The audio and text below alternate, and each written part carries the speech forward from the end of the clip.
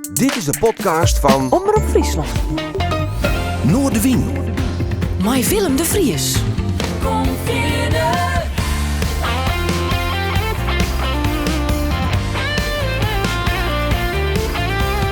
Alles wat er speelt.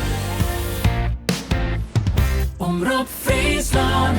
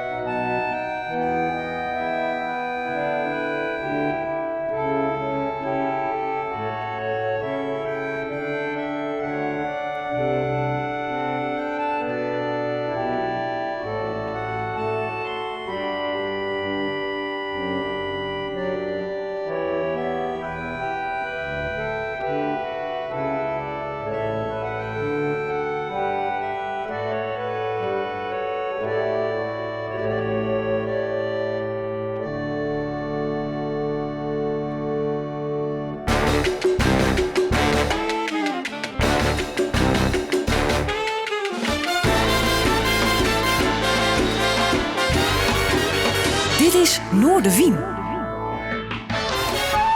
Goeie, en welkom bij Noordewien. Jullie bij mij een bijzondere gast aan de tafel hier vanuit het Omroep Friesland Café.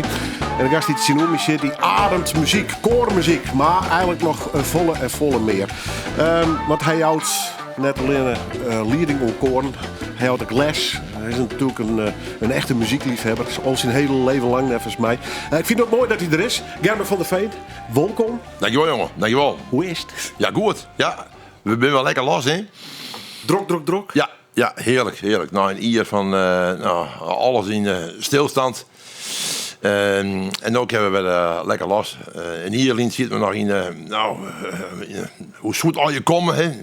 Dan zit met samengeknepen billen dat ze dat niet hebben, hè? Ik ken het concept wel trokken. Is iedereen wat zo'n Protocol. toch? Ja, hou maar op. Het hebben we gelukkig niet meer. Hè? Heerlijk. Ik heb hier wat inlezen over jou als persoon. En ik kwam een mooi artikel in het Fries Dagblad zien.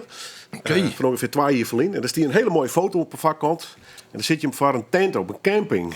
Oh, godskes. Ik dacht bij mezelf, hoe vaak zou die nog op een camping zitten? Want... Nou ja, net zo gek vaak meer. Nee, klopt het. Nee. Dat weer inderdaad in de coronatijd, denk ik. Ja. En hoewel ik die coronatijd die heb ik wel benutten toch, om een stick te schreeuwen. Dus ik toch wel, dat weer wel de andere kant weer van de medaille. Die heb ik toch wel heerlijk benutten ken om een stick te werken op tekst van Epidam, de passie, een Friese passie. Dus dat is wel het voordeel van zo'n tijd. Ja, de gewone werk voel even helemaal stil. Dat ik ook meer een helemaal oor aan het componeren. Nou, dat weet ik wel wat heel noffelijk, dat ik er even de tijd en de ruimte van kreeg. Ja. Is je überhaupt wel eens helemaal Belgiaan of wil dat net? Nou, net zo goed. Nee, dat is wel wat lastiger. Ja. Je bent altijd bezig, hè? Altijd in je holle met dwaande maar of een nieuwe programma's bedenken of mijn stick wat in de holle heeft, van welke kant moet het uit of überhaupt wat van stikken wordt er nog eens geschreven of nou ja. Altijd eigenlijk dwaande, maar ja. Ja, vervelend, hè? Nee. Maar wij van mensen dit met creatieve ideeën komen, maar ze goed vieren willen. Ja. Du bent in dat opzicht wel een type meer ideeën dan wat er mogelijk is. Ja, absoluut. Ja. En op een gegeven moment moest ik stellen van, oké, ik ken net alles. En je kent dan beter wat minder dingen voor goed doen en dan te volle dingen. Want dan heb ik soms net iets meer tijd om ervan te genieten. Dat is ik wel eens een beetje nader. Hè? Want dan heeft hij en dan krijg ik ouder om en dan ziet voort nog weer start kleer van de volgende. Maar ja. Dat is een prachtige visie. En nou de praktijk. Ja. Wel dat beter, maar dat is wat ouder was. Dat is toch iets meer dingen in evenwicht wist te krijgen. Ja, dat denk ik wel, ja. Ik maak nog wel heel bewust wat scherpere keuzes. Safratiet hek nog ik net meer. En ik ben nog goed zoen, maar ja, je moet er wel een beetje zoen bloeien.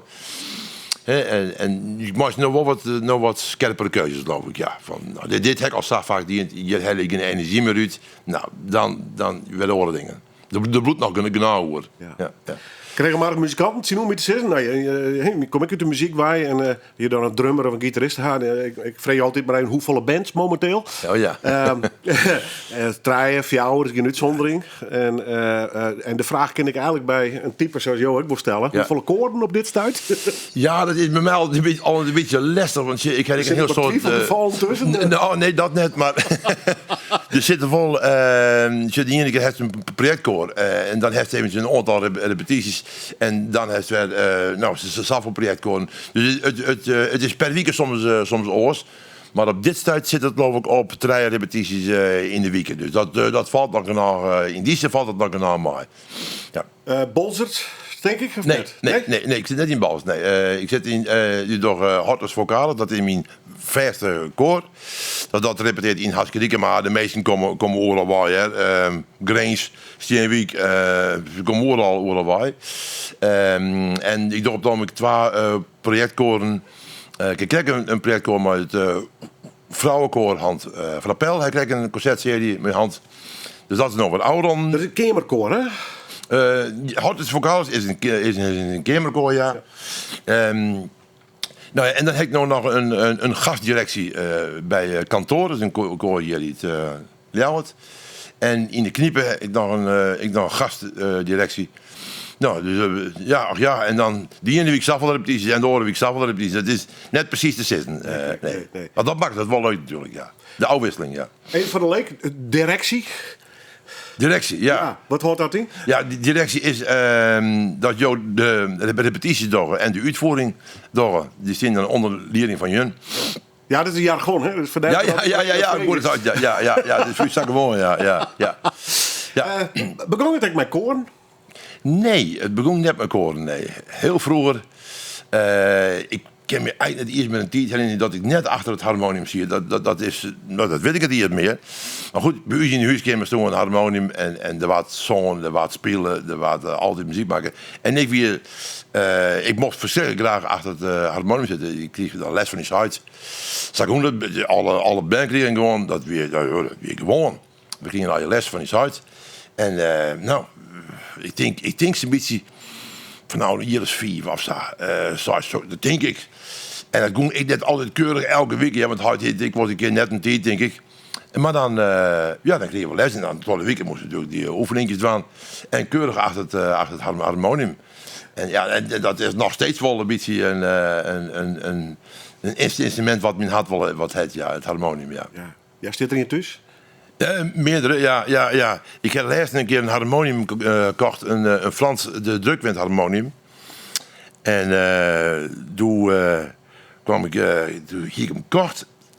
Toen kreeg ik wat een onrechte gevoel. Ik denk, dat ding is veel te breed, dat kan nooit tot de door hierheen. Dan heb ik helemaal via de vraging. Godsdienst, hij een instrument kocht en dan kan je die stuurs krijgen. Dus ik heb een beetje weer opbellen van, hoe kan dat ding? Nou, 82 centimeter. Ik meet, mis. Ik kon nergens in huis komen. Nu ben ik redelijk thuis in de kapelle. Nee. Nu ben ik redelijk thuis in de kapelle van de Haskedieken. Dat is de thuisbasis van wat alle repetities kennen. Dus ik heb heel vriendelijk gevraagd dat er dan destin mocht. Dus destin nog 2 in de kapelle, staan 2 harmoniums van mij. En ik heb natuurlijk dat de orde van us. Met waar het jontje op spelen hè. Ja. Dus, die traditie, jou die zelf weer terug? Nou ja, in die zin jou toch, ik jou geen les meer op orgel of harmonium of piano, daar ben ik mee ophouden. Dat les je aan. Waarom? Ja, dat ik zelf wel hier dient. En het hele onderwijssysteem is ik helemaal verloren. Dat Tolwien werk ik nog bij de muziekschool van Heerenveen. Nu heb pianoles, orgelles.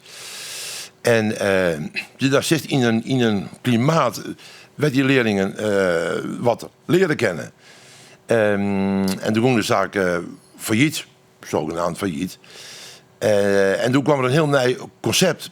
En dat nieuwe concept is helemaal richten op vooral de basislessen onder de basiskwaliteit leerlingen.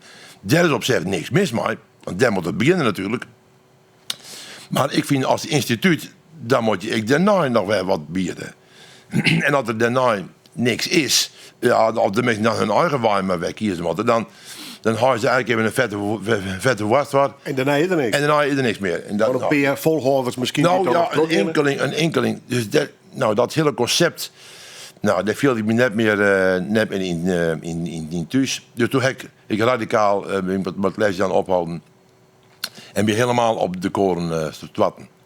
Ja. En daar heb je een speed van hand. Dat straal je me net uit. Nee. Mooi, dat is het best. En we praten straks verder over het verliezen natuurlijk. Ja. Maar het begon mij dat wargel. Ja. En daar hebben natuurlijk ook onderwijzen gewoon, onderjocht, mag ik zeggen. Ja. Koordirectie, de Wittelberg. En Vardel. En dan kom ik weer mooie optredens doen. Ja. Daar hebben we nog even extra aandacht voor vregen willen. Maar we zetten nu het eind bij Bach. Ja. Is Bach alles? Alles. Alles natuurlijk. Ja, ik vind Bach een fantastische compositie. Ik ben mijn hele leven al fascineerd. Je dat stukje wat we nog krijgt. Dat ben een van de eerste stukjes dan. Als je dan stukjes van Bach spelen kennen. Nou, dat je de eerste basisoefeningjes op het harmonium hand hebben. Nou, dan krijg je een stukje van Bach. En dit al gauw een van de stukjes die je dan speelt. En ja, dat heb mijn hele leven lang. Heb Bach me wel fascineerd. Hoe die man componeren kan en zijn hele idioom, dat spreekt me verschrikkelijk aan. Maar vooral zijn techniek, zijn compositietechniek. Die man weet alles eigenlijk te combineren. De expressie, maar ik wou dat ik verschrikkelijk goed in elkaar zit. De constructie en de expressie, die gaan hand in hand. En dat vind ik wel heel fascinerend bij hem. Wanneer had je dat ontdekt voor jezelf? Ik bedoel, je kunt dat vertellen, al is het tijd misschien. Ja. Bach is alles, maar dan denk je 5, 6 zombers, dat zal wel. Wanneer kwam dat besef ik echt in de noten en in het spelen? Dat je van dit is toch wel wat oorzaak. Ja, ik denk. Ja, ik net echt in je moment wist, geloof ik. Ja, dat groeit daar langzaam in, dus dat dat denk ik wel, ja. Van zo'n man begint. Ja, dat denk ik. Ik weet wel dat ik vroeger als jongen de ook zou steken eindeloos achterkoor spelen. 100 keer een achterkoor. Vond dat lekker mooi. En dan kost je verder, dan leert hij de gutterwerken kennen. En dan kost weer wat verder, dan kost de koorwerken leert hij kennen. En die moest dat zelf instuderen en uitvoeren. Ja, en dan doe ik ze dus helemaal in. En dan krijg ik al dat nooit... de ein is nooit in zijn zicht bij Bach. Het is nog zeker een peker dient. En dan doet ze het wel eens een keer. En dan ontdekt Werner hij dingen. Dat vind ik zo fascinerend van Mark. Je bent nooit uitjongen bij hem. En ik denk maar dat ik zelf werk van Bach uitvierd heb als dirigent. Dat daar wel steeds meer het besef komt is van... Potverdikke, dit is toch wel een geniaal man. He? Ja, geweldig. Ja. Maar als punt natuurlijk de passie, denk ik, of net? Ja, zeker. Dat ben wel natuurlijk de zien Grutte werken. He? De beide passies. Ja. De Matthäus en de Johannes. Ja. Welke van de 2 had 10 voorkeur? Net. Nee. Maakt net uit. Nee, maakt het niks uit. Matthäus of de Johannes? Nee, het maakt me niks uit. Er zit ook meer koor in Matthäus, hè? Ja, weet ik net. Matthäus is sowieso een jaloer langer als de Johannes. Matthäus is dubbelkorig, dat maakt het altijd wel heel imponerend. Maar de volkskoren in Johannes, die ben wat verder, die ben wat... Ja, en die ben ik wat uitdagender. Dus ja, er is voor beide wat te zitten. Even, du bent dirigent eerst. Ja. Hoe dreig is dat om dubbelkoren? Nou... Ik ben al leeg, hè? Ja. Ik denk, wauw, maar dat valt wat daar dus. Ja, dat valt wat mooi. Daar zit de moeilijkheid in naast. Ja, dat natuurlijk sowieso. Ja. Want dat die 2 koren ontsporen best clear, hè? Nee, dat maakt het net extra moeilijk voor mij tenminste. Nee. De moeilijkheid van de Matthäus zit meer in al die liedse details om die eruit te krijgen. Het is natuurlijk een heel bekend werk, dus iedereen weet precies wat er gebeurt. Elke punt en komma, hè? Ja, en als je... Bij die oude muziek is het zo. Je hebt een partituur. Het blad werd al de noten op staan. Maar in het iets van Bach schroefden ze er niks bij.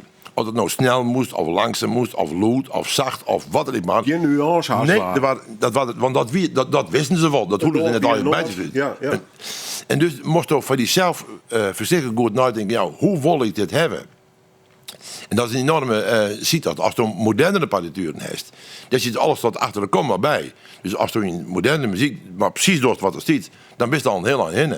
Maar bij die oude muziek, het was net gebruikelijk om al dat soort dingen erbij te schreeuwen. Dus dan moest het hetzelfde aan. Had ik wel wat. Ja, nou, zeker. Ja, discussie, maar... Nee, dat is maar juist... ik de laatste discussies die je maar vieren. Ja, natuurlijk. Het is natuurlijk prachtig mooi om dan zelf... Ja, hoe wil ik dit nou? Het zet je wel denken. Ja, precies. En dat vind ik altijd zo mooi bij Bach van... waarom heeft hij dat saskleund? Wat is zijn gedachte daarachter? En soms denk je dat ze het voelt heeft. En soms dan bloest hij, ja, ik snap net waarom het zou dienen. Ik kan net een reden bedenken. En dat is het, ik wil wel leuk. En dan soms hier net en dan denk je, ja, maar natuurlijk, zou je het. Ja. En in die zin is dus Bach een onuitputtelijke inspiratiebron. Ja. Fantastisch. Ja. Nou, we draaien direct met een heel soort plezier. We beginnen het volgende muziekstuk. En ja, ik lees maar even bij jou, Del. Wat zullen we nou even draaien? Want ik ga jou de horrorvraag van dit programma stellen. Hier is 4 stukken uit. Nou, dat is bij elke muziekliefhebber. Nou, laat maar. Ja. Maar het is slagen. Ja. Welke is mooi om even te draaien? Nou, ik vind die van Rameau. We hebben ook Bach. Dus en Rameau wordt wel de Franse Bach neemt. Dus... Rameau, heb ik even uitgezocht. Ik ben een echte man van de klassieke muziek. Ik heb niks is te volle staan, maar ik ken net zo volle maar lichte muziek. Al mijn popmuziek heb ik eigenlijk niks meer. Ooit Boch hoor? Nee, ik denk nooit aan het. Zelfs net toen ik hier 50 zegt je weer.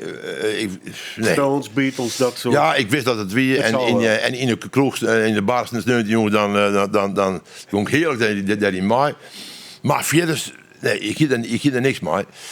En het wordt heel vaak gezongen, klassieke muziek wordt heel vaak gezongen als serieus en nogal diepgravend. Beetje elitair. Beetje elitair. Je moet al je knappe pakken erbij horen. Ja, precies dat. En in mijn optiek is het helemaal net zo. Dus ik denk nog, zou ik even een mooi stukje jaren dat klassieke muziek zou springlevend wezen kan. Dus ik ken een stukje uit een van de orkestsuites van Rameau uitzacht.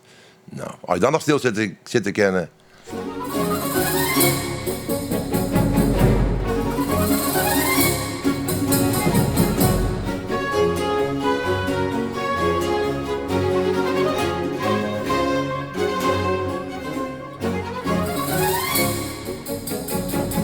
Wat voor componist is hij.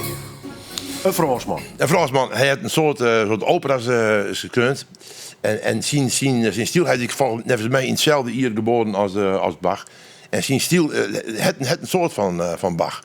Wil het ze elkaar, volgens mij net moeten of kennen hebben. Dus, maar het is een beetje een onbekende componist. Hij is net zo hele oud worden. Maar hij heeft vooral een soort opera's maken. En deze suites, we hebben nou een deeltje uitgegeven. Dan moest neigen. Dat waren dus tussen de actes van de opera's uitvierd. Daar wien je even een mooskop op een paar. Je moest die opera. En dan moesten de zangers en de spelers moesten eventjes bekomen. In de pauzes. En dan waren dit eventjes spelen. En dat is eigenlijk, daar spelen Rameau, een goed pad van Rameau, zijn leven spelen daar al. Als je Bach hebt, in de kerkmuziek budgetten, het gewoon een half werk jaar. Daar ben je natuurlijk zien Brandenburgse concerten bekend van. Maar Rameau zit volle meer in de operawereld. Ja. Ja. Hoe je dat om een opera te schreeuwen? Geen idee. Ik heb er nooit niet in. Nou, dat is...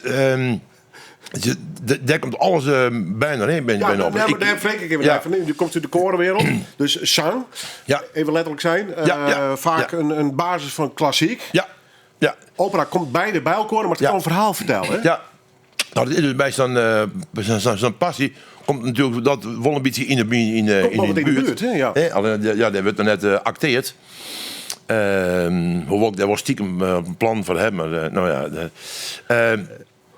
Maar als je bij een opera, dan moest een hele verhaallijn in de gaten. Dan moest volle meer, de langere lijn in de gaten houden. Hè? Ja, en dan vind ik het zo knap van San Ramo. Dat daartussenin ik nog even zo'n stukje schreeuwde. Is de opera het summum in dat opzicht? Van mij net. Nee, ik ben net echt een opera-liefhebber. Nee. Beetje de musical zonder de klassieke muziek. Ja, misschien wel, ja. Maar... Zeg ik ook een musical-hater? Nou, nee, ik ben net zozeer een hater. Ja. Nee, maar ik ken het gewoon wel. Kijk al wat het... Toch, het is natuurlijk alles bij elkaar. Het is een beetje te volle, superhaast. Dan gebeurt er stafversteek voor, het gebeurt muzikaal al genoeg. En dan moet zit ik nog het toneel bij. Dit kan je niet bijhouden, Willem, jongen. Dus, harmonium, heid. Ja. Spelen Mem ook wat? Mem zong vooral. Ja, Mem zong prachtig mooi, schitterend mooi jongen. Haskedieken, Heeg? Heeg, we komen van Heeg en mijn ouders komen dan van Abigail, Jestem Abigail. Dus vlak in de buurt. En Mem komt echt uit een jongensmiddel. Het is ongelooflijk, maar de broers en zusters van mijn Mem kon alle geweldig jongen. Prachtig stem. En mijn Mem hier, eigenlijk, ik zangeres willen wonen. Maar ja, dat we in de tijd, we hebben toen, ik ben van 56 en mijn Mem hier, vorige week hebben we in Bergen gezet, we hier Mem 100 werden. En dat weer natuurlijk in die tijd, 80 jaar lint, weer ze zeg maar de 20 jaar. Ja, dat famke en dan zangeres worden, ja, dat. Orenwereld. Dus ik denk, als ze dus nou leeft hier, dat ze dan zeker dat wel dient hier, ja. Maar zat hij met harmonium ondergang weer bij hem dan? Ja. Zong ze thuis? Nee, net volle. Ja, ze zal ongeveer machinaal, dat zong ze wel mooi, maar nee, ze zong vooral in de koren. Ja, ze zijn echt vervente koorliefhebbers. En omkantanten, die zijn neefjes, wie in dubbel gezin. De beide man, wie broers van elkaar. En die runnen together een visserijbedrijf. En dan gingen ze mannen doen, de hele club naar de zang. En een van de vrouwen, die mocht dan oppassen. Dus ja, en er waren soorten repeteerd bij Uzik. We moesten repeteren, moesten de alt nog staan repeteren. En dan kwam die bij u te repeteren. En huid achter het harmonium. En dan waren dat repeteerd. Dus wat dat betreft ben ik helemaal mee opgegroeid. En mijn orgel en mijn zang. Ja, en het klinkt ook als familie bij elkaar. Ja, gezelligheid, warmte. Ja, precies dat. Het is een heel knus. Heel veilig op je. Ja, heel fijn om zo op te groeien. Mooie jeugd dus. Ja, muzikale jeugd. Ja, dat ik. Dus, we waren gewoon mooi naar de Matthäus. Als jonkje van 8 jaar ging allemaal naar de Matthäus. En dat is ik zo leuk. de kerst die er daar net maar in denken, maar de waren gewoon zijn van, nou, de gist Jong Mai naar de Matthäus. Er waren net vregen, zoals ze het leuk vinden om Jong Mai naar de Matthäus. Nee, dat waren gewoon Mai komen. En dan zit het 2 oren. En ik heb het nooit ervaren, wat een ellende. Nee. Dat heb ik het nooit ervaren. Net met de... En dan zit me in de Goethe, Martini Tjerken van Balzert. Ja, maar ik vond het schitterend. Ja. Hoe zit het met de rest van het gezin? Want die broer Ja. is echt de muziek. Ja. Ingenieur? Ja, Joort zit in de muziek, ja. Ja, wat doet hij precies? Joort heeft schoolmuziek gestudeerd. Dus van het muziekonderwijs. Het in Opstal hier en daar de werken. Ja, maar de Opstal heeft een prachtig mooi systeem, mooi lessen. Het heeft een soort muziekeducatie dient. En later heeft er bij kunstwerk werken. En dan zit ik in de koren zitten. Echt dus, muziek? ja, het zit helemaal op en dat muziek. Ja. Nou, en de zussen die jongen en die spelen. Dus ja. Ja. Dus ze heeft al wel mooi kregen. Muziek. Ja. Je maar werd erop praten. En we gaan ook naar Harkjen. En ook dezelfde vraag voor even. We halen even Bach horen. Rameau. Ja. Nou. Ja, we moeten nog we gaan nog een hele andere kant uit. Want ja, je hebt iets wat er een soort mooie muziek maken. Maar je hoort het daar nog steeds. Ja, maar wij mopperen altijd bol hebben. Het altijd vroeger en Ja, bla bla nee, bla. nee. Maar het wordt nog steeds hele We mooie nog steeds hele mooie muziek maken. En ik ben wel een beetje fan van een Finse componist. Rautavaara. De man is ik al aardig op leeftijd ondertussen. Ik denk dat het hartstikke leuk wel 90 is.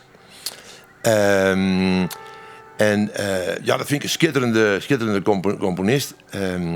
En zeker wat ik nog even jaren ervoor is dat past het hier eigenlijk ik wel een beetje in uw natuur en in uw landschap. Het wordt vlakke laan. Ja, vlakke laan. Die vinden alles van natuurlijk. Ja, precies. Ja. Die heb ik een soort marren. Nou. Wij hebben ook wat marren. Ja. Dus ik herken dat ik het Friese landschap wel in. En die hij had er op een hele mooie manier draaien vogelgeloeden. Terug in het begint een fluit en dan komt nog eens een fluit bij. En op een gegeven moment denk je van hip. En dan komt er in één keer wat vogelgeloeden. En dat het er op een prachtige manier dat in elkaar verweeft. Dus dat vind ik wel even heel mooi. Zet dit dus dan op? Of in de auto? Dus je koormuziek zag van mezelf net zo als ik jong zijn met de voeten op tafel zit. Dan zag ik net zo gauw koormuziek, want dan begin ik voortnachts met het ding. Dan moet ik voortnachts wel luisteren, hoe doen ze dat, hoe klinkt dat. Dan ben ik direct weer aan het werk. Maar, analytisch als dat. Ja, precies, direct weer aan analyseren. Dat is ik een handicap wat dat betreft, maar goed, nou ja. Maar dat soort muziek, dat zet ik dan wel eens op, staat dan gewoon om het even helemaal in je tot dringen te letten. Ja, en dan kan je toch wel helemaal even in fut dromen.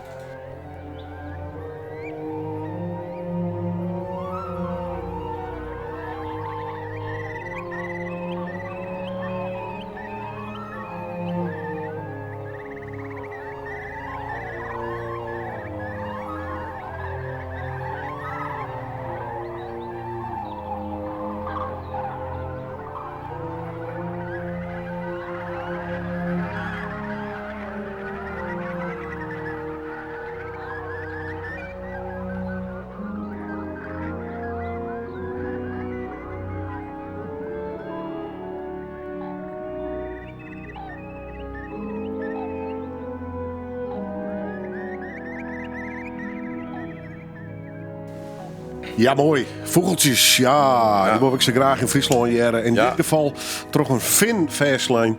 Rautavaara. Het staat op het listje van mijn gast van Joert. Als je kijkt iets kekelen hast. Gerben van der Veen, koorman, muziekman. In de meest brede zin van het woord. Prachtig om die passie te jaren.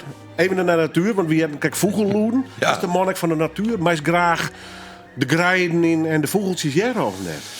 Nou ja, ik mag wel graag in de natuur wezen, boeten wezen. Maar ik ben net zoals ik nou dem in hele zielzaligheid inlees. Nee, het is heerlijk om boeten te wezen. Maar ik ga net toch een maatje tot de natuur of zo. Nee. Muziek dan? Nee. Ja, ik mag wel graag naar de Scandinavische landen op vakantie. Om lekker in de natuur te wezen. Maar net specifiek, nee. Bist u op het merk van de muziek altijd wel op zoek naar oren dingen, nieuwe dingen? Ja, altijd. Ja, wat is er weer van nijze, wat binnen nieuwe ontwikkelingen? Ja. Wat binnen de componisten die beeldbepalend binnen in de muziek. En dat is weer altijd wel, daar ben ik altijd wel heel nieuwsgierig naar. En de laatste jaren, dat is wel leuk, er komen nog een heel soort... ik uit alle landen, dat is het mooie van destijds. Je komt sneller en makkelijker in contact met nieuwe dingen. Hè? Dankzij het internet natuurlijk. Dat is natuurlijk fantastisch. Ik lees niet toevallig met mijn eentje oor. Dan moest ik vroeger, hier iets uit van een bepaalde componist. Dan ging je naar, vroeger ging je had nog Ganzenvoort. Die winkel daar op de Nijsteert. En dan moest je een LP bestellen.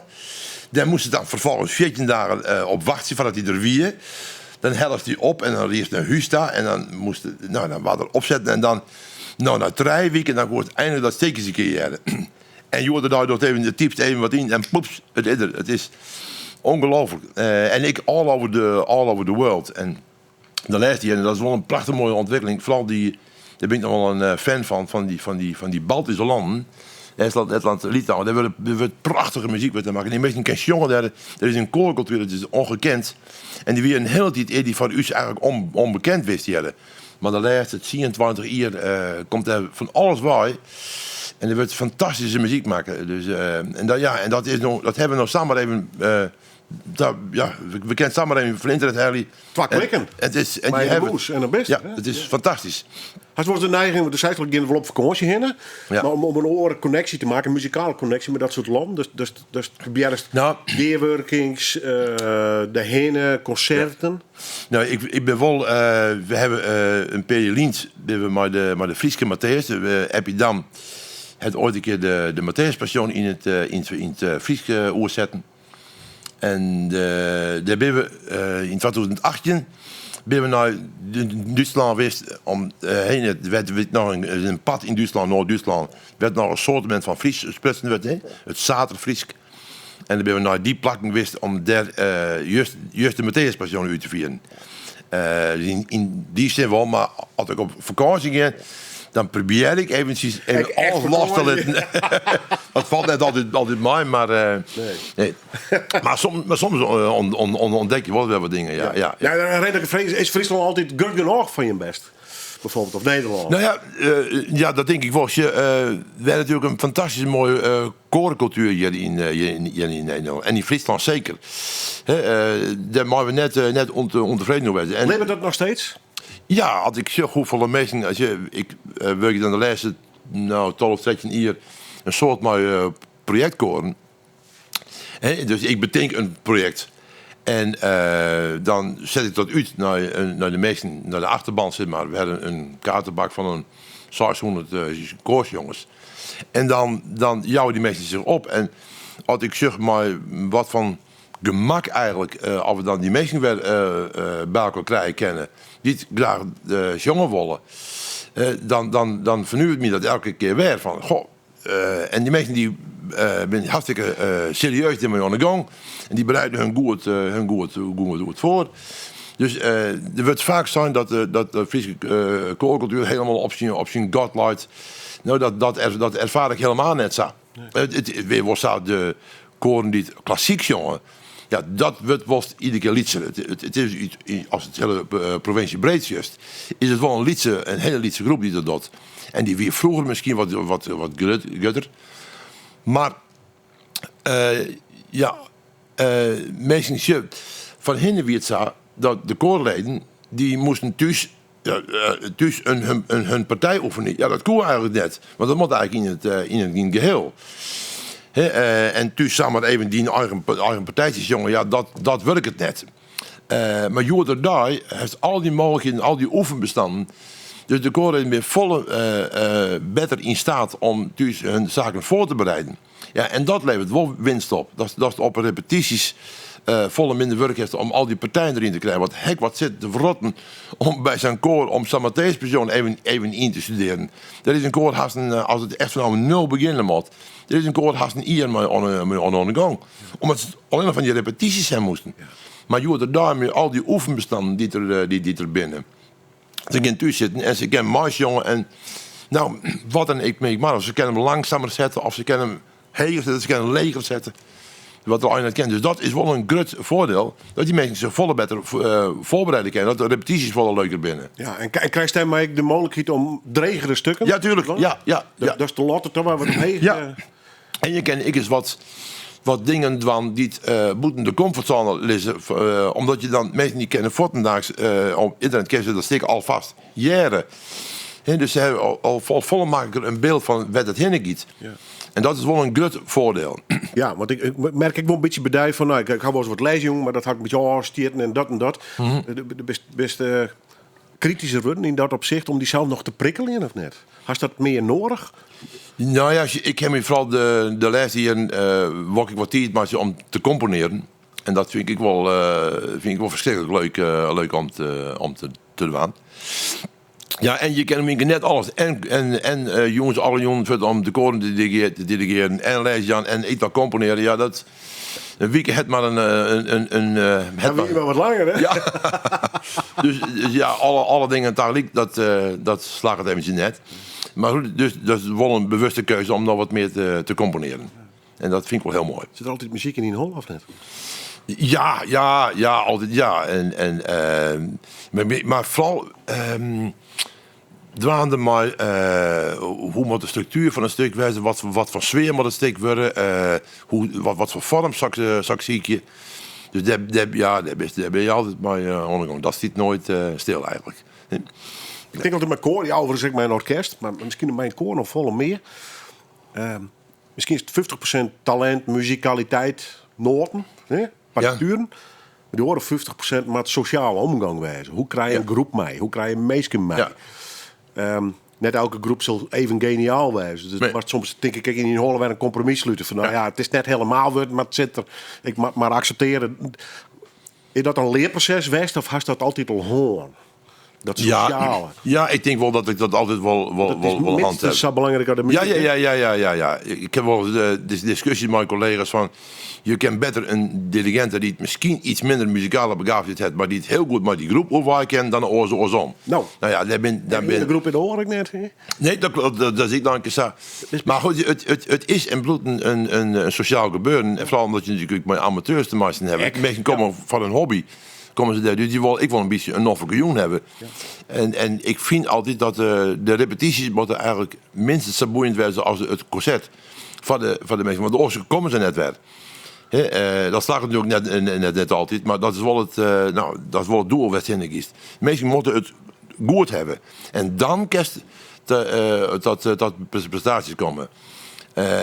Maar sowieso, ja, ik loon net zo in die dirigent die verschrikkelijk streng binnen en die het meestal te kak zetten als het net goed gaat. Ik geloof net dat muzikanten dan beter functioneren. Dat hebben we natuurlijk wel hier in de cultuur. Is het wel een beetje cultuur? Ja. Is wel een beetje het ideaal Westen. Ja, we hadden de media die ik heb wel een klap voor de kaaphand. Het aardig kritisch volgen, en de sport had inmiddels ook zijn beurt hoor. Maar in de muziek wie ik heel lang het ideaal van het moest vooral streng. Ja. Cliché van die briesende dirigent. Die tijd heb ik dan wel mooi maken. Ja, belicht hinder. Old school. Ja. Maar op iemand... Is het goed dat we daar een beetje op waarom komen? Ja, dat denk ik wel. Want zou werken dat je daar sowieso net meer. Nee. Ik hoorde vroeger wel redelijk goed oor. Ik bedoel, mijn leraar kon ik wel vreselijk aanpakken. Maar ik hoorde, op een manier koekte er altijd wel oor. Dan, ja, ik denk, hij zal wel gelijk hebben. Dus dat doe ik dan nog weer beter mijn best. Maar voor sommigen pakte dat misschien minder goed uit. Maar Jordaan is sowieso... Nee, die tijd hebben we denk ik wel eens een beetje hand. Ja, een goede zaak eigenlijk. Ja, dat denk ik wel, ja. Als mensen zich comfortabel voelen, dan presteren ze beter. Zo simpel is het. Mensen moeten, en vooral bij jongen, het is wel helemaal neer... Nee, het is net een instrument die achter verschoelikest. Als het net helemaal lekker in die vel zit, die stem had er ik voor de nacht mee op. Nou, die is net meer dat wat het eigenlijk moet. En het is wel heel gevoelig. Dat lijkt wel heel fragiel. Het is dan evenwicht. Ja. Dus mensen moeten zich comfortabel voelen. En veilig voelen. Dat is voor mij wel een heilig punt, ja. Het wordt amateur, full service krijgt even. Ja. Best, maar dan op jonge leeftijd misschien wel eens zo ambitieus was. Dat droomt haast over de kosten natuurlijk. bouwen voor deze wereld. Of Natuurlijk. Londen, New York. Ja, natuurlijk. Berlijn. Ja, natuurlijk. Ja. Als je jong bent, dan denk je dat, ja. En toch is het per oorslagen. Ja. Oorsnaam. Ja, en daar heb ik helemaal geen spijt van. Nee. Ik voel me helemaal zo lang in die koorwereld wat ik nou zit. Omdat het gaat me net alleen nog om de muziek. Het gaat me om de mensen die muziek maken. En die combinatie van de mensen, en die willen graag muziek doen. En die willen mooie muziek doen, maar Sean bezig wezen. En daar wil ik hun graag bij helpen. En dat is voor mij de diepste, net alleen de Noorden, maar de muziek, de meesten, sorry. Wat hing het in dat opzet op Friesland? Ik denk meer dan dat ik me wel eens besef, ja. Omdat hier natuurlijk best wel een fijne cultuur is wat dat betreft. Mensen ben wel heel vaak heel integer met hun hobby bezig. Als ik zeg dat er mensen op mijn koor die moeten te trekken hier rieden van als ze op een repetitie binnen. Alle weken weer. Die bereiden hun voor, die kennen hun partij. En die bereiden ik nou eens een keertje voor. Dus maar een geweldige inzet dat die mensen daarmee on the gang zijn. Ja, die wil ik wat bieden dan. En dan moet je er net als een maar de sweep ervoor, want daar komen ze net voor. En dan heb ik net het beste uit de meesten, denk ik. Daar ben ik eigenlijk wel van het zoeken. Dus ja, Friesland vind ik wel een heerlijk gebied. De meesten wollen nog wel. En daar ben je alleen maar blij van. Ja, maar zeker. Ik wel. Zullen we nog even naar de komende weekend moan? Want er zit van alles op stapel. Ja. Maar eerst maar even weer naar de muziek. Welke zullen we draaien? Nou, ik lijkt me wel even leuk om wie straks even over nieuwe componisten en nieuwe stromingen. En Iris, nou, dat zal ondertussen, ik had wel een Iris of 10, 15, is een stroming uit Amerika. Van een zekere Eric Whittaker. Daar ben ik wel een beetje de week vooral een fan van. Het wel wat teweeggebracht in het idioom van componeren bij jonge componisten. En vooral in Iris 4 wie ik dan al helemaal een soort van hem uitviert. En ik moet nog een stukje jaren dat we hebben bij het eerste luster of het tweede luster een bier van een stichting die dan dus al deze activiteiten door, Collegium Vocale Friesland. Hier hebben we een concert, hier hebben we een inspiratieconcert en hier hebben we nota bene het Nederlands Kamerkoor. Dat is uw nationale trots wat dat betreft. Is een fantastisch koor, een professioneel koor. Hier we uitnodigen van, om uw inspiratie te gaan. Dus er zijn een aantal workshops bij ons dienst. Wij hebben uw stikken dienst en daar zullen wat hoe zijn. Probeer die beter te krijgen. En dan hebben we dat als slot hebben we een concertdienst. En wij hebben de koren van Collegium Vocale Friesland. In de eerste helft hebben we alle stikken gezongen. En in de tweede helft weer dan hebben we als een cadeautje een optreden van het Nederlands Kamerkoor. Maar we hebben in je stuk hebben we gesamendiend. Toen mochten dus jongens van mijn koor mochten tussen de jongens van het Nederlands Kamerkoor staan. Ja, dat is natuurlijk van die koorleden, dat is natuurlijk heerlijk om eens een keer together op het podium te staan. Maar een van Zweels beste koren. Dat is toch wel even een dingetje, nou. En het vind ik nog zo aardig dat ik een stuk even dirigeren mocht. Dat is het stuk Sleep van Eric Whittaker. Dus het Nederlands Kamerkoor en mijn koor Hortus Vocalis. En dat hebben we toen uitgevierd.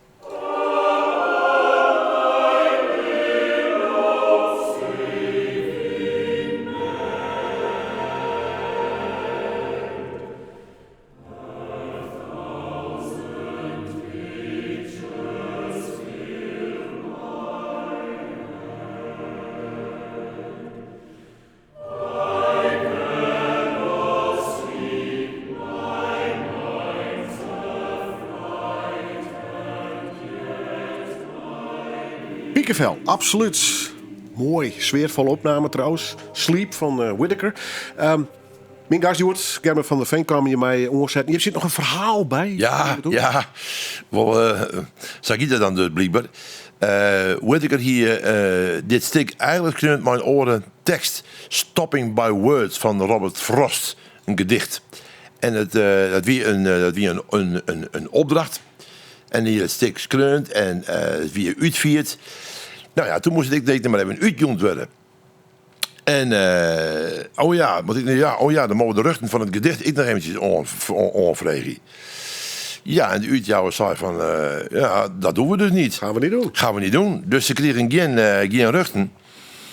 Ja, en toen had er een vriend, die dichter, had er vregen van, kerstooier een gedicht opmaatje. Op dezezelfde noten, en dat is eigenlijk de omgekeerde wereld. Normaal hij eerst een tekst en daar schreef je noten op. En dus nou moest het even een oorsom. Ja. En die had er een tekst op maken. En dat is Sleep. En het is een van de bekendste stikken van hem. Die is all over the world in dat stik uitviert. Dus die uitjouwer die had nou wel eventjes, die zit nou wel even achter de eren te krabben. Ja, op het moment in je leven dan ja. Even de verkeerde afslag genomen. Ja, even dat we je goed opslagen. Die uitjouwer had even de verkeerde afslag genomen. Ja. Voor een oorslagen naam neemt op praat trouwens. Warhol, dirigent, van alles dwalen met de muziek. Hoe zit het met jongen eigenlijk? Maar mijn eigen jong bedoel Ja. Ja, ik heb net zo'n makkelijke stem. Ik zong wel. Maar ik heb net zo'n makkelijke stem. Als ik sommige mensen zong, dat gaat zo makkelijk. En dat heb ik net. Ik moet er echt voor van werkje. En, is dat bepalend om uiteindelijk dat je hem de kar maken gaat? Om eigenlijk naar de dirigentschap en Nee? Nee, ik ben altijd gefascineerd door de klank van een koor en maar steeds de combinatie tekst en die menselijke stem. Ja, dat is onweerstaanbaar. Maar in die rol je is ervoor staan, dus net tussen. Nee, precies, ervoor staan. Omdat je dan die klank beïnvloedt kennen en omdat je dan het geheel jaren. Ja, en dat is voor jou belangrijk? Ja. Als er onderdeel van te werken. Ja, dat vind ik hartstikke leuk. Maar dat kent een enorm bevrediging aan. Dat je het lood mij produceren. Ja. Maar dat moest boetseren. Ja, dat is weer vooral mijn grootste drijfveer. Ja, om daar maar die hele groep mee aan te gaan. Ja, dat is de grootste drijfveer. En ja, ik heb net zo'n makkelijke stem. Ik ben een lege bas. Dus als ik dan de hegere partijen voor jongen, dan zit het erop. Dus dat is altijd wel wat lastig. Ja, ik rijp niet ermee, maar ik heb net echt een makkelijke stem. Maar nooit Piet van Hoorn dus? Nee. Dat kent een volgend leven nog wel eens. Kom maar om. Hoe zou het waarom keren wollen eigenlijk? Ja, man, vrouw, sopraan misschien? Of de baas van de man? De bas, ik bloedbas, ja. Maar dan wat makkelijker hechten. Ja. Ik neem even twee namen van stukken. Die je naar hem krijgt gewoon. Stabat Mater, ja. Ja, Mater. Ik ben altijd bang dat de klemtoon Nee, je Stabat Mater. Dat is Krijk West. En je gaat op naar een vreemdeling in Jeruzalem. Ja. Even naar dat Stabat Mater. Wat wie dat precies? Dat is een stuk van Pergolesi. Dat wordt wel in het begin van hier wordt over de Franse Bach. Dit wordt bij Pergolesi wordt wel de Italiaanse Bach. Hebben ze gehad al je hand. Heb ik een Nederlandse Bach hoor? Nee, we hebben geen Nederlandse Bach hand. Nee. En dan hebben we oud rond het weekend van 11 en 12 maart hebben we daar de drie concertenhand. Het is eigenlijk een stuk van een sopraan en een alt, maar een striekersensemble eronder. Maar we hebben het nog toch een vrouwenkoor dient. Per partij 8, dus 16 vrouwen hebben het zongen. En ertussenin hebben we wat moderne dingen zetten, moderne koorwerkjes zetten. Dus een heel mooi geheel. Wat voor klussen binnen had? Want toen zei ze leven, een stukje hier, een stukje daar. Ja. Was het denk ik wat vertalen naar zijn vrouwenkoor? Ja, je moet echt zieken naar stikken van vrouwen. Die er ik een beetje bijpassen en een contrast maken. Je hebt een prototypisch, hè? Ja, dat uitzieken van een programma, daar kan ik skoft me om prutsen en pielen. Want het zegt wel heel nauw. Ja. Zoals ik stap het mater is ongeveer 3 kwartier. Het ben iets van 11, 12 delen. Maar ik vond, ja, daar moest nog even wat bij. Een concert van 3 kwartier is te kwad. Dus dan moeten we bij. Wat dost er dan bij? En waar dost dat dan? En dat, jongen, daar kan ik skoft me om pielen. En dit hier ik eigenlijk in 2020 al betocht. Nou ja, toen moesten we om bekende redenen hebben we toen hier 2 repetities hand. Ja, toen moesten we de zaak staken. En dat hebben we nou weer oppakt. En nu hebben we dus eindelijk dan die concert niet janken. En het is wel leuk om te zeggen van, oké, dat hier toen betocht. Modernere steken ertussen. Maar een tekst die het wel uit dezelfde tijd kwam van het Stabat Mater. Het Stabat Mater is een middeleeuwse tekst. En al die moderne steken die ik erbij hier, wie een middeleeuwse tekst. En dan krijg je een beetje van verbinding. Contrast en verbinding. Dat ben ik, de ingrediënten van componeren. Contrasten en verbinding en herhaling. Is dat nou clear? Of ja, dat is nou clear, in de holle van misschien hoe 2-3 jaar werk? Ja, dan doen we het kijk, over. dit echt letterlijk de kosten in klaar, mooi geweest. Ja, soms dan doe ik nog wel eens een stuk weer op Nijken. Maar deze periode ik vaak uitvierd bijvoorbeeld. Maar soms gewoon 1 keer een stuk uitvieren en dan clear denk ik wel. Want het is zo verschrikkelijk vol. Het is te vol. Ja, jongen, ik ken de meesten in je leven nooit al hier. Het is gigantisch. Er is natuurlijk van het jaar 1000 in de muziekschrijver van koor. Er is net een repertoire. Sagret als juist van het koor. Maar natuurlijk al die eeuwen, er is altijd van koor geschreven. Omdat de stem is ook altijd beschikbaar geweest.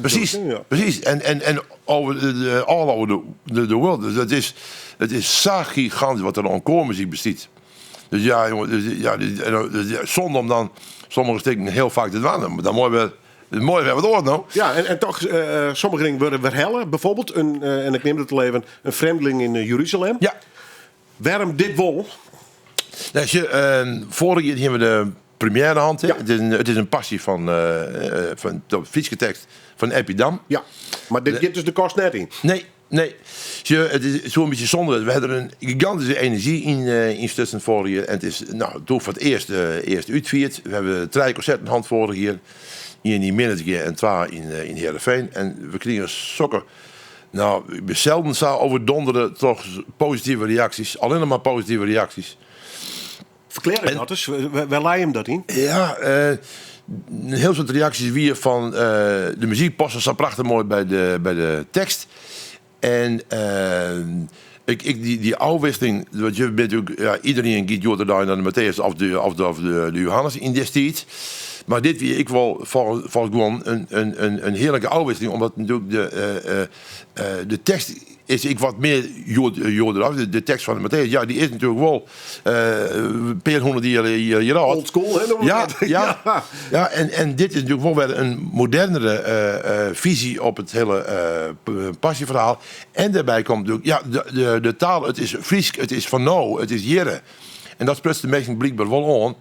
Dus ja, toen hebben we zoiets van, ja, dan moeten we het voor de nacht nog maar een keertje doen. Dus we hebben het voor, eigenlijk de wieg erop. Het concert wie wist. En nou, de mailbox die stroomde vol. Dan was het wel troffen. Dit is net eenmalig geweest. Nee, en Omroep Friesland hier vorige keer nog een documentaire over maken. Dus we zeiden van, nou, we moeten het nog maar een keer. Ja, en Omroep Friesland zal het nog opnemen. Dus dat is ook wel heel mooi. Ja. Dus ja, we zijn heel blij dat we het nog een keer doen kunnen. Hoeveel tijd hem daarmee Appie in? Hoe werkt het dat? Komt dan pro de bijlkop bij de ontstaan van zo'n iets? Of? Nee, Appie het helemaal zelfstandig die tekst kleurt. Daar heb ik net geen invloed. Ja, dat weer wel mooi. Want het is nog een avontuur was mij al. Ja. Toen wij die in 2018 de Friese Matthäus dienen, toen bleek ik dat ik zou het in Appie. Nou jongen, nou moet ik eigenlijk nog maar eens maar dat in de muziek van Bach. En eigenlijk weer de tekst van Jan Rot. En die had hij weer in het Fries zetten. Dus ik kies hem te hebben. Dat weet ik zelf, want die is meer van. Nou heb je jongen, nou moet ik er maar even niet zien. Ja, dat moet je net in appje zeggen. Want ja, die gaat de voortnacht maar onderhaal. En toen ongeveer een jaar later kwam er op een gegeven moment bij me mijn tekst. Jongen, dat wie denk ik ergens in 2009 of zo. Dat toen de 20 die rooi. Nou, toen hebben we hem eerst gepland dat het dan uitvoering in 2021. Nou ja, dat hebben we dus maar loslaten. Ja, er gaat zo'n tijd in zitten, want ja, het is een jong film stuk. Een stuk van voor de pauze een uren en na de pauze 3 kwartier. Dat is om dat te componeren, die gaat 60 tijd in zitten. Dus ik roen voortnachts al achter. En dus we hebben het maar naar de 22 te hellen. En dat komt correct voor hier. Maar we hebben wel heel vaak bij elkaar zitten. Toen ik daar weer een stuk oud hier. Dan kwam Appie weer bij me. In mijn kantoor, de noodopvang je dat, maar mijn thee, de noodopvang. Dus dan zitten we mooi together in de noodopvang. En dan liet ik dingen jaren van dit hek sabotacht en dat hek sabotacht. Nou, en dan hier een discussie van, ja, maar laat de klant krijgt even iets, dat zou eigenlijk samenvatten. Of heb je hier toch, ja, die zin klappen dan net, er moet dan nog even een zin, die misschien moet al oors, of nou, eindeloos hoe dat soort. Punten en komma's. Ja, jongen, ja. En wie in, ja. We hier de tijd toen ik even. Hè? En er was net weten hoeveel tijd er dan in een correctie zitten gaat. Dat is verschrikkelijk. Hoeveel, zo'n tekst, dat is ongeveer, ik denk een 20 zieden tekst. Die moesten sowieso ik al onder die noten typen. Nou ja, en net alleen nog bij in je partij, maar bij de sopraanpartij, bij de altpartij. Dus hoe vaak als die tekst daar wonen, uiteindelijk typt en hoe gauw er dan even een commentje verkeerd zit of een hoofdletter of een. Dat is natuurlijk samen. Dus hoeveel, ik geloof, 4 correctierondes hand hebben. En dan bezig daarna het uit. Dus, maar goed, gelukkig hier we de tijd ervoor en hebben we alles goed voorbereid kennen. En ik prijs me gelukkig dat ik een fantastisch stel muzikanten bij elkaar hier. Integere muzici en jongeresten en jongens. Geweldig. Die zijn maar soort, echt heel integer en serieus op die rol voorbereid hebben. Ja, want dat proces was toch misschien wat minder heftig, maar eigenlijk nooit weer om het weer op te pakken, denk ik. Hè? Nou, hier de basis dan wordt zo sterk. Ja, hier met koor hebben we de eerste repetitiehand. Nou, ik ben helemaal verbaasd. Het lijkt wel als dat je met just aan een song hebben. Het zit nog zo diep in het systeem. Het voordeel, we hebben het vorige jaar rond de tijd om te repeteren. En we hebben ook 3 keer uitgevoerd. Nou, mooi een generale en nog een totaalloop. Het zit er goed in. En al hier is het de dag ervoor nog song. Dus dat is hartstikke mooi. Ja, dus. Nou, ik wou het net zeggen. We beginnen nog in een stuk van Bach. Natuurlijk, ik krijg toch het laatste woord weg. Ja. En hoe nou verder? Wat staat er allemaal op stapel, meneer? Ja, jongen, ik werk nog on 2 compositieopdrachten. Ik ben nou ik ben er ook aan het componeren weer. Ik wil er wat meer tijd voor hier, want het moet altijd een brandetje weer in en dan moet er eerst van andere dingen gebeuren en het valt net altijd maar dan de rust. Je moet wat rust in de kop hebben. Maar er zijn nog 2 compositieopdrachten en ja, ik heb al die ideeën over dat zoekt nog wat maatje willen en dat zoekt nog wat maatje willen, dus ik ben er net uitpoept. Big bleed mij, want dan heb ik aan alle reden om weer verder nog eens uit. Ja, jongen, door dat. Dan maak je zeker nog eens even de deel 2. Ja. Alvast bedankt. Even over een vreemdeling in Jeruzalem. 1 en 2 april, sinds ik het dan goed? Steun jongens, 1 april. En het is geen mop of een grap. Nee, het is bloedserieus. Echt bloedserieus. Ja. Echt 1 april. Steun jongens. En sluit de middags 2 april, 3 uur, Katholieke Kerk, Heerenveen. Beide keren dezelfde locatie. Ja. Zit ik er maar even bij. Handig. En als de Appie betreft, wens ik hem het allerbeste namens u. Want dank je. Hij is behoorlijk ziek. Ja. Maar wel mooi dat dit nog uitviert. Ja, geweldig. Ja, ik ben hartstikke blij om. Ja. Nou, en Ondij en Bach het laatste woord. Ja. Ja. Wat gaan we draaien? Nou, ik hier de stuk waar we het hier een Vreemdeling in Jeruzalem. Ik heb de compositietechnieken en de vormen van Bach, die heb ik broekt. Ik denk, ja, passie en Bach, dat jet sap bij elkaar. Dus als ik zelf een passie doe, dan moet er nog iets van Bach toch in klinken. Dus ik heb in mijn stuk de technieken, de compositietechniek, want daar ben ik mijn heel leven wel van onder de indruk van hoe je dat doet en hoe dat dan uitpakt. Hè? Dus dat heb ik broekt in mijn stuk. Dus ik bedank hem eigenlijk even een beetje saai in dat stuk. Zo. En hier is nog even een heel mooi instrumentaal deel uit een van zijn cantates. Dat zwingt ik wel alle kanten uit. En we hebben vaak bij Bach wat die serieuze blik die we van zijn passion kennen. Hè? Serieus en drege muziek. Maar hij ken ik ook eens. We moesten eventjes jaren, het volgende stuk. Dank u wel. Oké, klaar niet, jongen.